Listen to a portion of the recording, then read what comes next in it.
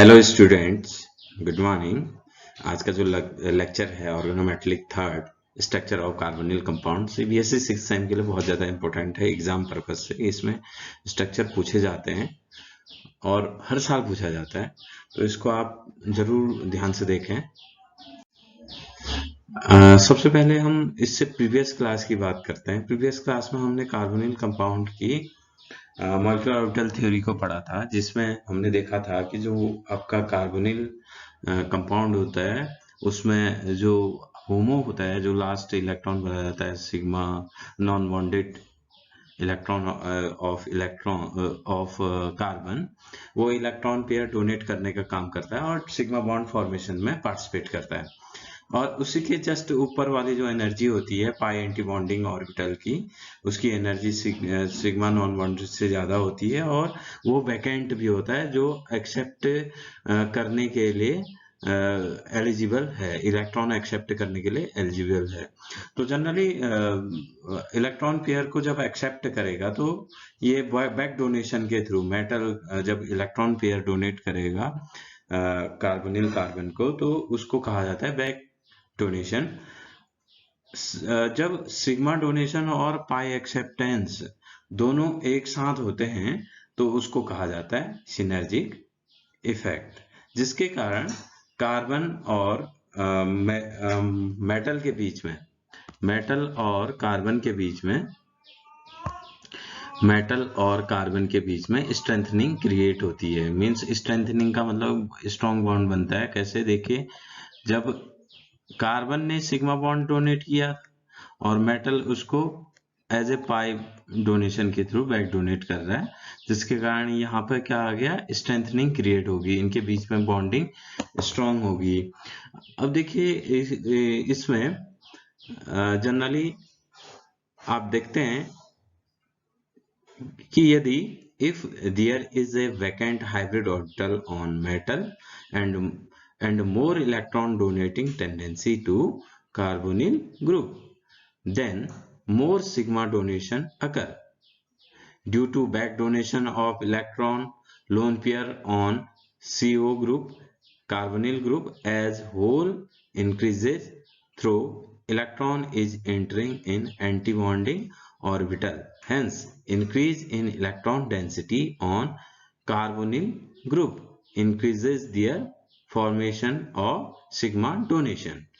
तो कहने का मतलब ये है कि जैसे आपका सिग्मा इलेक्ट्रॉन डोनेट करेगा तो मेटल के पास भी इलेक्ट्रॉन डेंसिटी बढ़ेगी। तो जब मेटल के पास डेंसिटी बढ़ जाएगी तो वो क्या करना स्टार्ट करेगा, बैक डोनेट करना स्टार्ट करेगा। तभी जाके यहाँ पर जो वर्ड यूज किया है स्ट्रेंथनिंग का, स्ट्रेंथनिंग का मतलब एक दूसरे को सिग्मा डोनेशन और पाई एक्सेप्टेंस से एक दूसरे को मजबूत बनाते हैं। Due to sigma donation and pi acceptance, bond order of metal and carbon increases, thus strengthening the bond. कहने का मतलब मेटल और कार्बन के बीच में जो, अगर मैं ये लिखूं MC ट्रिपल बॉन्ड O, यहाँ पर आपका सिनर्जिक इफेक्ट नहीं हो रहा है, सिनर्जिक इफेक्ट नहीं हो रहा है। यहाँ पे क्या है, केवल सिग्मा बॉन्ड। तो इसका बॉन्ड ऑर्डर क्या हो जाएगा, 1, और कार्बन और ऑक्सीजन का बॉन्ड ऑर्डर कितना हो जाएगा, 3। इतने में इस पार्ट में देखिए। अब देखिए, अगर मैं सिनर्जिक इफेक्ट जो मैंने पढ़ा था, अभी पढ़ाया था आपको, ये है कार्बन ऑक्सीजन, ये सिग्मा बॉन्ड के थ्रू इलेक्ट्रॉन डोनेट कर रहा है और पाई एक्सेप्ट कर रहा है, तो इसका बॉन्ड ऑर्डर हो जाता है लगभग 1 से 2 के बीच में, 1 से 2 के बीच में, और इसका बॉन्ड ऑर्डर रहता है 2 से 3 के बीच में। मीन्स ये ऐसी कंडीशन होगी कि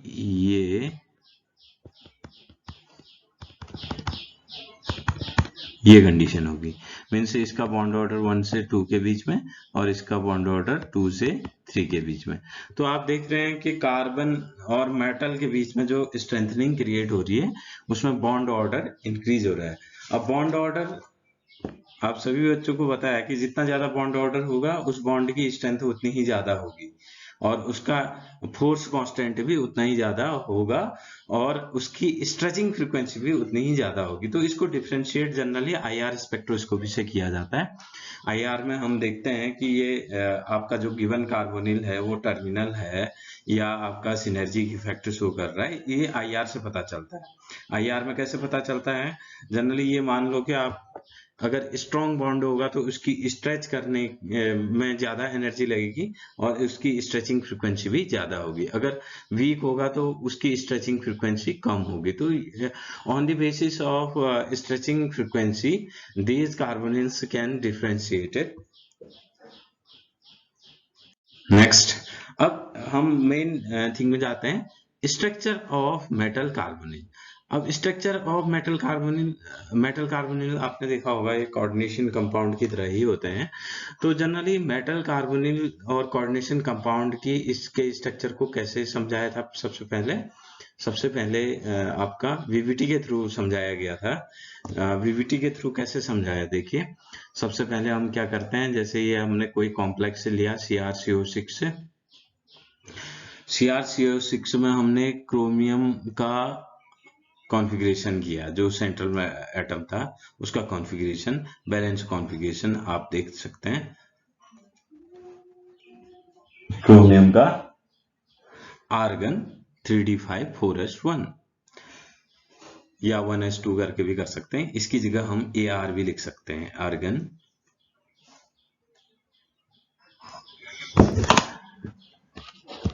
आर्गन भी लिख सकते हैं। अब देखिए इसके बाद क्या किया जाता है, इसका आपने देखा कि ये आपका डी का ऑर्बिटल है, ये डी का ऑर्बिटल है, D X Y, D Y Z, D Z X या D X square S Y square और D Z square S P X P Y P Z, ये ऐसे आप ड्रॉ कर लेंगे। देन ये 3d5 5 इलेक्ट्रॉन आपने भरे और 4s1, ये ऐसे करके फिल हो गया। नेक्स्ट आप देखिए यहाँ पे डी का, हाँ ये आपका कार्बोनिल ग्रुप। अब ये मैं पूरे कॉम्प्लेक्स का कर रहा हूँ, यहाँ ध्यान से देखिएगा, ये पूरे कॉम्प्लेक्स का है, ये पूरा कॉम्प्लेक्स मैंने ड्रॉ कर दिया। यहाँ पे केवल क्रोमियम लिखा हुआ है, यहाँ पे पूरा कॉम्प्लेक्स लिखा हुआ है। तो इसमें क्या होता है, जनरली जो CO है, CO is the strong field ligand. कैसा लिगेंड है, स्ट्रॉन्ग फील्ड लिगेंड। सभी बच्चों को पता है कि स्ट्रॉन्ग फील्ड लिगेंड क्या करते हैं, बैक पेयर करते हैं। बैक पेयर का मतलब जहां अनपेयर्ड थे सबसे पहले वहां पेयरिंग होगी, 1 2 3, जितने भी अनपेयर्ड हैं वो बैक पेयर करके ये यहाँ आ गए, D6 में आ गए हैं। देन जो रिमेन बचे वहां इलेक्ट्रॉन पेयर डोनेट करते हैं। अब देखिए क्रोमियम के सराउंडेड में कितने CO अटैच्ड हैं, 6।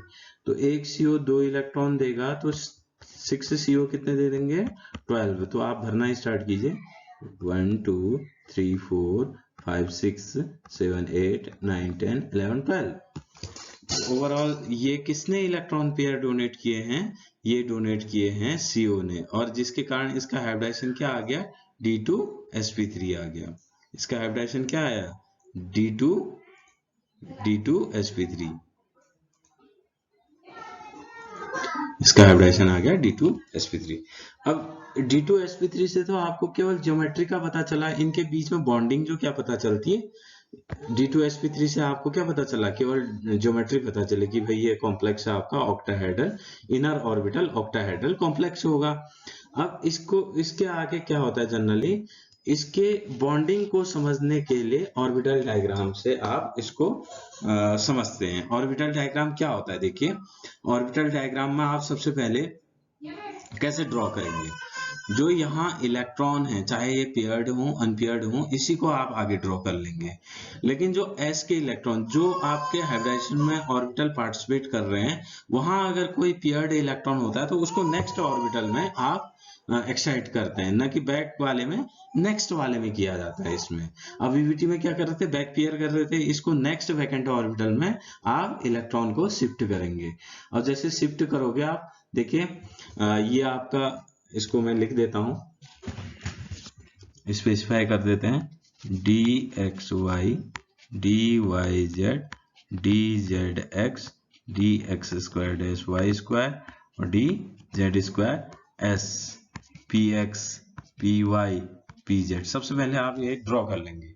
अब ड्रॉ किया आपने यहाँ देखा कि डी में भी अनपेयर्ड हैं, ये लिख दिया, यहाँ भी अनपेयर्ड है तो यहाँ ये ड्रॉ कर लिया।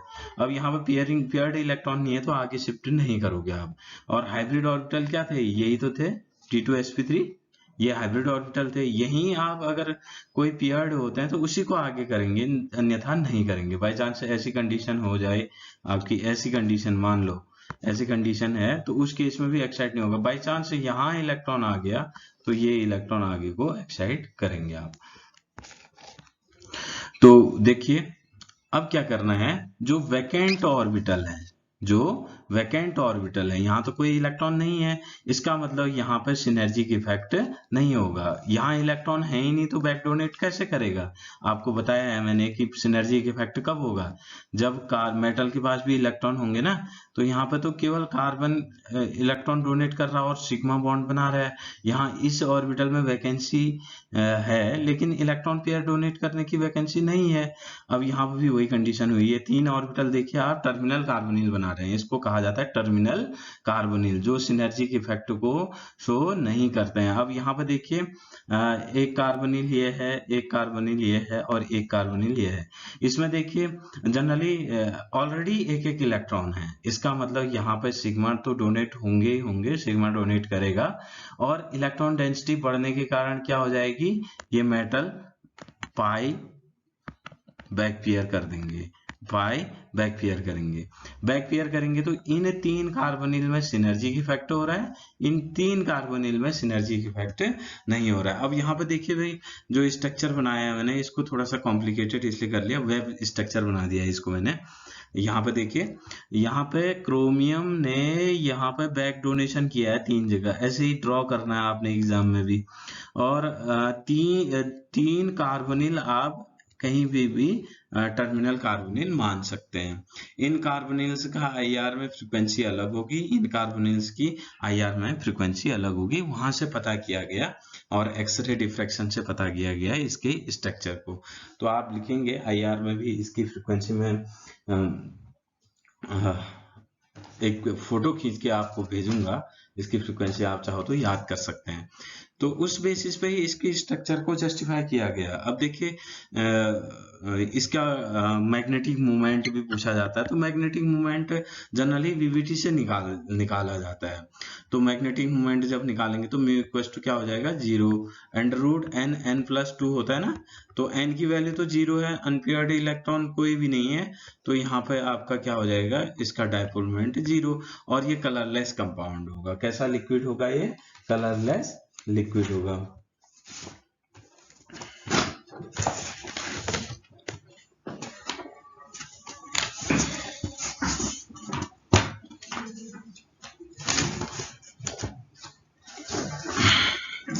अब देखिए इसमें जनरली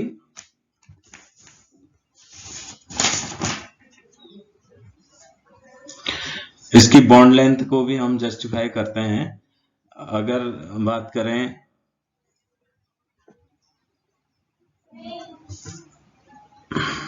बॉन्ड लेंथ की, तो ये जो सिंगल बॉन्डेड बॉन्ड लेंथ होती है इसकी MC की,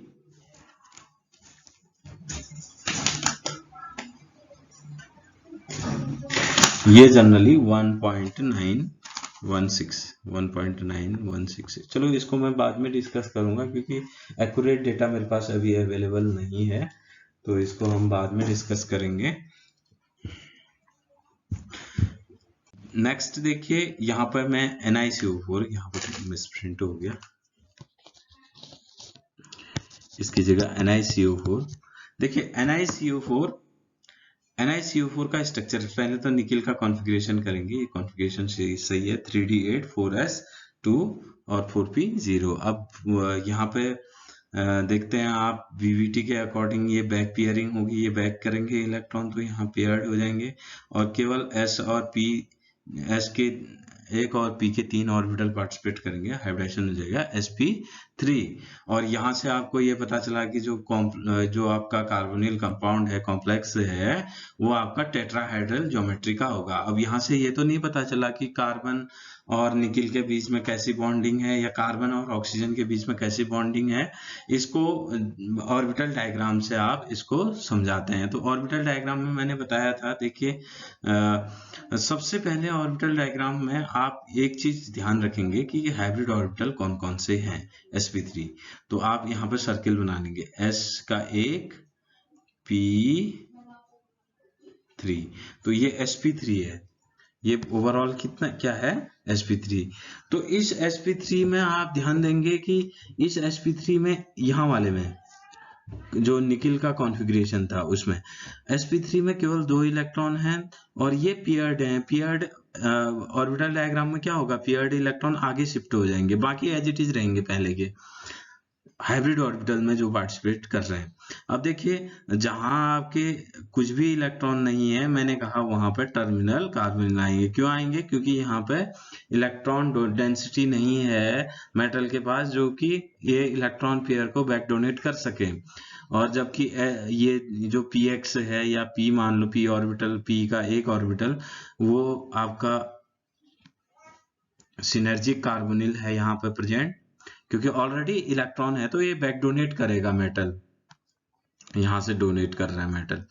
तो यहाँ पर दो तो आपके क्या हैं, सिनर्जिक कार्बोनिल, या आप कह सकते हैं सिनर्जिक कार्बोनिल, और 2 कार्बोनिल आपके नॉन सिनर्जिक, लेकिन 4 टर्मिनल कार्बोनिल है। तो चारों के चारों टर्मिनल कार्बोनिल हैं, लेकिन 2 उसमें पाई बॉन्डिंग भी होगी, जिसमें पाई बैक पेयर करेगा मेटल कार्बोनिल को, और स्ट्रेंथनिंग क्रिएट होगी। तो इसकी ज्योमेट्री जो आएगी, देखिए इसकी ज्योमेट्री होती है टेट्राहेड्रल। और यहाँ से हमको ऑर्बिटल डायग्राम से क्या पता चला, हमें ये भी पता चल गया कि भाई निकिल और कार्बन के बीच में किस टाइप की बॉन्डिंग है। तो यहाँ पे देखिए, इसका जो बॉन्ड ऑर्डर होगा 1 से 2 के बीच में होगा, और इसका जो बॉन्ड ऑर्डर होगा ये 2 से 3 के बीच में होगा। यहाँ पे जो बॉन्ड ऑर्डर है वो क्या है, 3 है, और यहाँ पे जो बॉन्ड ऑर्डर है ये क्या है, 1 है। तो IR के थ्रू पूरा ये डिस्कस किया जाता है कि भाई कितने इसमें निकिल कार्बन सिंगल बॉन्डेड होंगे, और कितने इसमें निकिल कार्बन 1 से 2 बॉन्ड ऑर्डर वाले होंगे। तो आपको IR का बहुत बड़ा एप्लीकेशन है यहाँ पे स्ट्रक्चर। जितने बच्चे भी इस वीडियो को देख रहे हैं, वो आप क्या करें, इसका स्ट्रक्चर भी देखें, FeCO5, इसका बना के कोशिश करें। अगर जिस बच्चे को नहीं आता वो पूछ सकता है FeCO5। और WCO6, ये भी as it is chromium CrCO6 की तरह ही होता है। इसके जो कॉम्प्लेक्सेज होते हैं, क्रोमियम हो गया, मोलिब्डेनम हो गया, और टंगस्टन हो गए, इनके कार्बोनिल्स सेम स्ट्रक्चर के होते हैं। तो एज इट इज जैसे क्रोमियम का बनाया था, वैसे टंगस्टन का भी आप कोशिश करेंगे बना के। और आपके सिलेबस में CR का हो गया, तो इतने ही आपके कार्बोनिल कंपाउंड्स के स्ट्रक्चर हैं। ये एग्जाम में काफी पूछे जाते हैं, इसको आप ध्यान से कीजिएगा। और जिस बच्चे को ना समझ में आए वो पूछ सकता है।